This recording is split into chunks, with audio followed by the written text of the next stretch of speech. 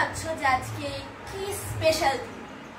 আজ আমাদের প্রাণের ঠাকুর কবিগুরু রবীন্দ্রনাথ ঠাকুরের জন্মদিন। ছোট থেকে বড় সবারই ভালো থাকার মনের চাবি ওনার গানে, কবিতার, গল্পে খুঁজে পায়। এত বইয়ের মধ্যে সে নিজের ছেলেবেলার জীবনীও নিয়ে একটা বই লিখেছিলেন। সবারই মতো তারও ছেলেবেলা কেটেছিল আমাদের মতো, গল্প পড়ে, গল্প শুনে। এবং সেই যে বই, যে ছেলেবেলা রবীন্দ্রনাথ ঠাকুরের লেখা, সেখান থেকে আমি কয়েকটা লাইন তোমাদের পড়ে শোনাচ্ছি।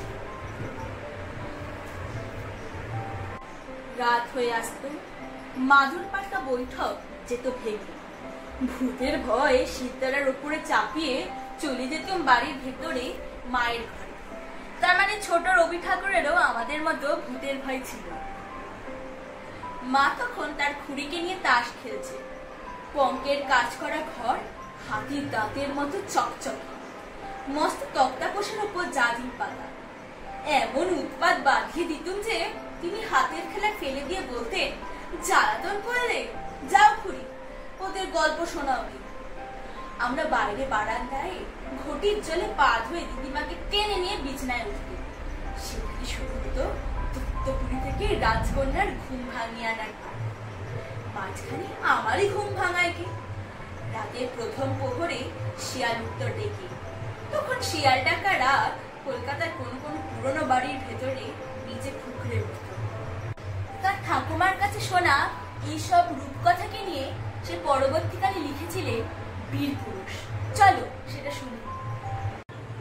কবিগুরু রবীন্দ্রনাথ ঠাকুরের লেখা বীর পুরুষ। মনে করো যেন বিদেশ ঘুরে মাকে নিয়ে যাচ্ছি অনেক দূরে। তুমি যাচ্ছ পালকিতে মা চড়ে, দরজা দুটো একটুকু ফাঁক করে। আমি যাচ্ছি রাঙা ঘোড়ার পরে, টকবকিয়ে তোমার পাশে পাশে। রাস্তা থেকে ঘোড়ার ঘুরে ঘুরে রাঙা ধুলো মেঘ ঘুরিয়ে আসে।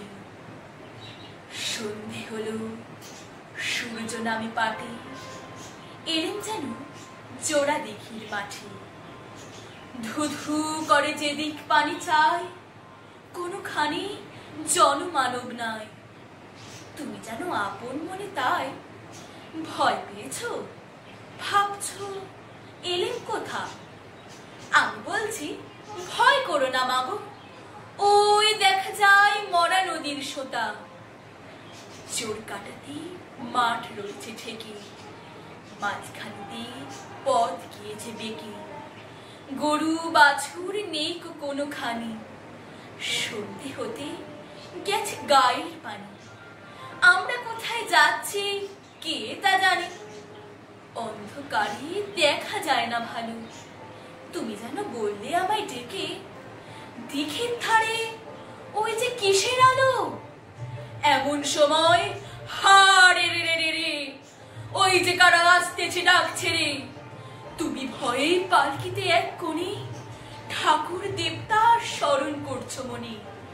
পেয়ারাগুলো পাশের কাঁটা বনে, পালকি ছেড়ে কাঁপছে থর থর।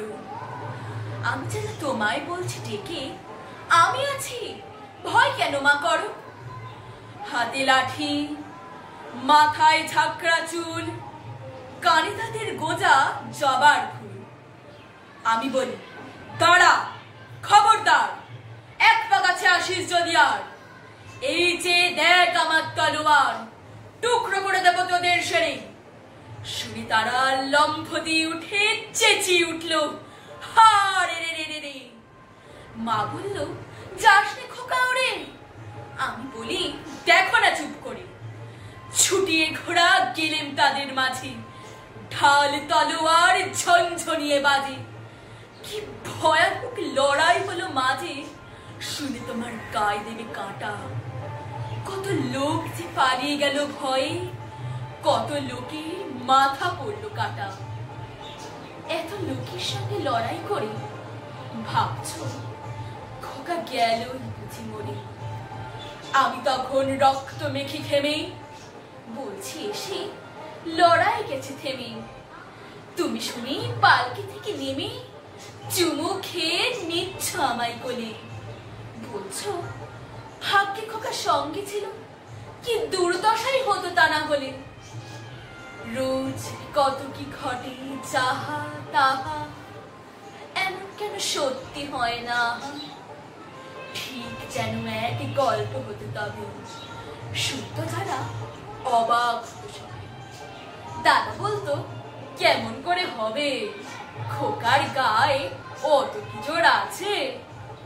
পাড়ার লোকে সবাই বলতো শুনি, ভাগ্যে খোকা ছিল মায়ের কাছে।